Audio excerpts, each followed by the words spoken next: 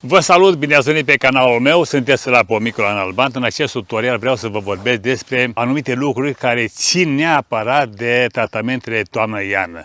Cei care mă urmăresc mai des sau țin aproape, să spunem așa, știu că am făcut mai multe filmulețe cu recomandările mele pentru tratamentele de toamnă-iarnă și am vorbit despre tratamente toamnă-iarnă și nu tratamente de iarnă. De ce? Pentru că tratamentele nu se fac neapărat în repausul vegetativ, adică după ce au picat toate frunzele. Primul tratament se face acum când frunzele au picat o parte din ele, sau chiar dacă pică 10% din frunze, dar ele nu mai lucrează.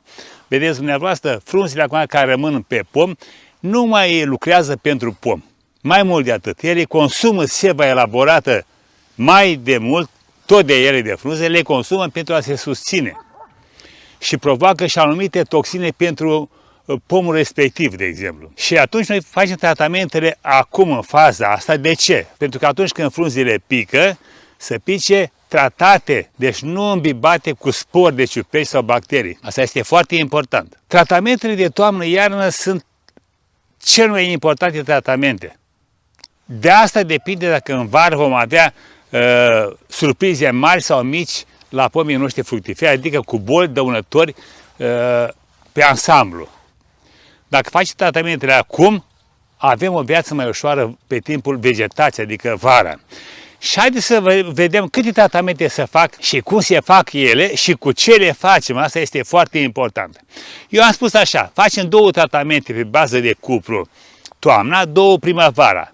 Iar între ele, între aceste tratamente 2 cu 2, venim cu încă un tratament pe bază de sulf, adică sulful muiabil. Ăsta se găsește sub diferite denumiri în comerț, dar acolo la compoziția chimică spune acolo că are 80% sulf. Bun. De ce folosim și sulful? Îl folosim pentru că majoritatea pomilor fructiferi, inclusiv vița de vie, au probleme cu făinarea. Făinare care își ține sporii la baza mugurelui. Adică undeva aici, vedeți, luăm un mugure care nu ne interesează în zona asta de aici, așa, aici la baza mugurelui, în acest sorzișor aici, ciuperca respectiv, sporii ciupercii rămân aici la bază, în acest sorzișor. Și atunci noi, când facem un tratament de iarnă, distrugem acești spori de la baza mugurelui. O să spunem că avem tratamente foarte multe, 3 cu 3 vin acum. Dar putem să combinăm sulful la unul din tratamentele din toamnă și la unul din primăvară, adică în februarie înainte de dezmugurit. Într-adevăr, sulful nu este foarte compatibil cu... are o mică incompatibilitate, să spunem așa, cu cupru, adică îi mai reduce din tăria lui, din efectul cuprului.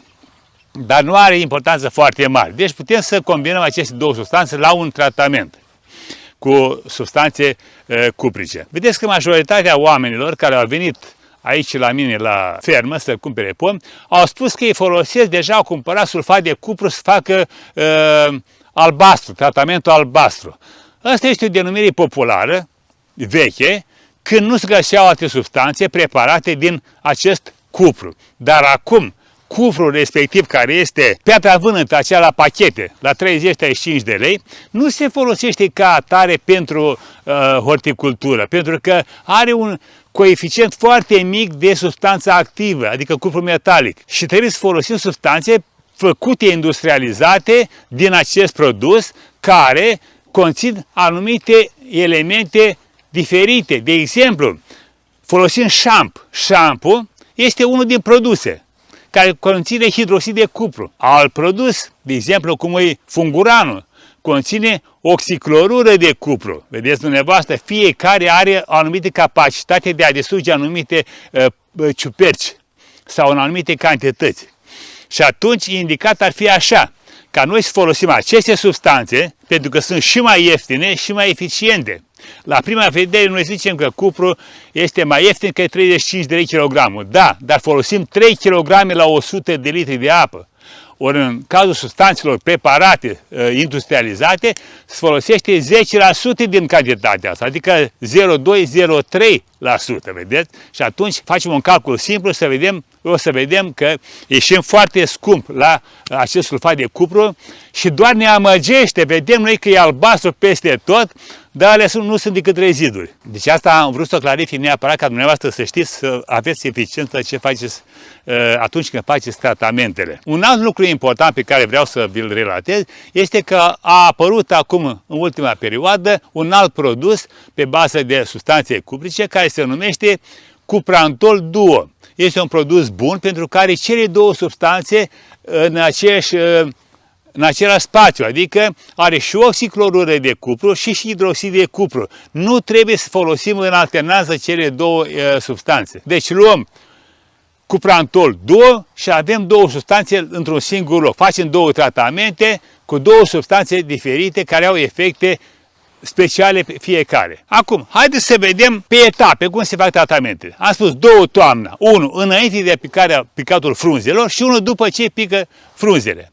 În componența fiecărui tratament cu substanțe cuprice punem și mospilan. Pentru larvele care sunt larve de iernat, care iernează sub scoarța pomilor, undeva pe la muguri, pe ramuri, deci pentru aceste larve. În primăvară, ultimele 2 tratamente. Unul se face în februarie, pe la sfârșit de februarie, unul imediat după aceea la câteva zile, ca ultim tratament pe bază de cupru. În februarie, primul tratament care îl facem pe la sfârșitul lunii februarie, trebuie să folosim acolo încă o dată mospilan și punem și un acaricid. Foarte important.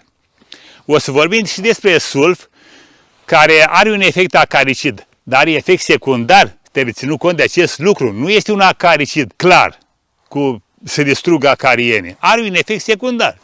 Trebuie să folosim un acaricid. De ce? Pentru că în această perioadă, la sfârșitul lunii februarie, începutul lunii martie, pornesc la atac acariene, inclusiv puricile meliferi care atacă mărul și părul, care face acel clei pe frunze și curge de pe frunze. Cleiul respectiv, că o dulce, care adună toate furnicile acolo ca să consume aceste reziduri. Ultimul tratament pe care îl facem se face înainte de dezmugurit, adică cu acel ulei horticol, dacă vreți să-l faceți. Dacă nu practicați acest tratament cu ulei horticol, puteți mai face încă o dezinfecție pe bază de cupru și sulf, ca ultim tratament. Dar uleiul se folosește, vă spun, atunci în ultima fază, adică la dezmugurit. Ce înseamnă la dezmugurit? Haideți să luăm un mugure să arătăm. Aceasta este o ramură anuală care face un mugure florifer în vârf aici, vedeți? Asta este un mugure florifer.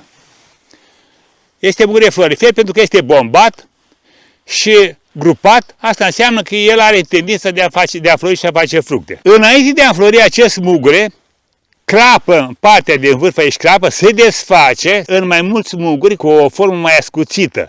Aceia sunt muguri floriferi, adică fac parte dintr-o inflorescență. Am spus eu în alte tutoriale că acești muguri de la semințoase, spre deosebire de sâmburoase, în interiorul lor au două componente. O inflorescență cu mai multe flori, deci, și o rozetă de frunze care poate să genereze un lăstar din acea rozetă. Și atunci, la dezmugurit, acest mugure crapă se desface în mai mulți muguri și se numește dezmugurit. Deci în această fază facem ultimul tratament pe bază de ulei horticol, la care se adaugă, încă o dată spun, și acolo se adaugă un acaricid și un insecticid, pentru că este faza optimă în care pleacă la luptă acarienii și nu numai păduci, țestoși, lănoși și așa mai departe. Ăsta e ultimul tratament și se face pentru a ține până după înflorit, când începem noi să facem tratamentele în vegetație. Bun, haideți să vedem cum facem tratamentul acum. Este foarte, foarte important acest lucru. Tratamentul se face în felul următor. Ne asigurăm că pe tulpina pomului, vedeți, la tulpina pomului aici, s-a făcut o îmbibare cu o substanțe, adică am trecut o dată, 2 3 ori până s-a îmbibat în scoarță. Ăsta este un pom tânăr. Dar pentru pomii care sunt mai bătrâni, scoarța este deja crăpată, are fisuri, s-a despățit scoarța de pe anumită porțiune de lemn și acolo sunt depozitate insectele, ouăle chiar și, deci în afară de larve avem și ouă și insecte vii, stau la adăpost acolo. Și un tratament de suprafață așa nu ajunge la aceste insecte sau larve. Și atunci facem o îmbibare. Deci facem tratamentul de jos, începem, tratăm tulpina, scheletul, după care urcăm partea superioară. Făcând tratament pe partea superioară, deci în coroană, o parte din substanță cu siguranță va mai ajunge și la tulpină. Ne dăm în jurul pomului, mai facem o dată același lucru, până ajunge de 3-4 ori chiar substanța pe tulpină. Acolo se depozitează cele mai multe insecte cu larve de iarnă și ouă. Acum, în coroană trebuie să urmărim neapărat următorul lucru. Vedeți dumneavoastră aici? Avem acești muguri vegetative. Avem frunza asta, ea pică, da? Dar rămâne un mugure aici. Vedeți? Rămâne un mugure și pe acest mugure trebuie să rămână o picătură de substanță, de soluție. Aici să rămână o picătură de soluție. Asta înseamnă că bacteriile, ciupecii care sunt depozitate la baza mugurelui vor fi distruse. Este foarte important acest lucru. Deci facem o îmbăiere în așa fel încât aici, la baza mugurilor, să rămână o picătură de soluție. Aceste tratamente pe bază de cupru, sulf și insecticide acaricide, pe care l-am enumerat eu mai înainte, aceste tratamente nu se rezumă doar la pomii fructiferi. Se face tratament la tot ce avem noi în curte. De exemplu, avem mere, avem materia săditor, avem pom tineri, avem viță de vie, avem trandafiri, avem tot felul de specii. La tot ce se găsește într-o curte, într-o grădină, într-o fermă, se face dezinfectatul cu aceste substanțe și cu același număr. Deci, când dăm tratament la pom, dăm și la viță de vie, peste tot, pe toată curtea, pe jos. Pe lângă gard, pe gard, dacă avem un gard din lemn care poate să depoziteze ciuperci, bacterii și alte elemente, facem un tratament și pe acolo ca să fim siguri că a făcut o dezinfecție care să ne asigure o igienă corespunzătoare pentru anul următor în curs. Primăvara, să nu avem o pornire așa la atac cu toată lumea, să ne ia de cap, să nu mai știm ce avem de făcut, care mai de care se îngălbenește, care mai de care se găurește frunza, curge de pe frunză excrementele de la păduchele țestos, buricile merifer, făinare, mană și așa mai departe. Făcând aceste tratamente de iarnă, scăpăm de cea mai mare problemă pe timpul verii. Ăsta a fost tutorialul pentru astăzi. Nu vă țin mai mult, la revedere și succes pe toată linia!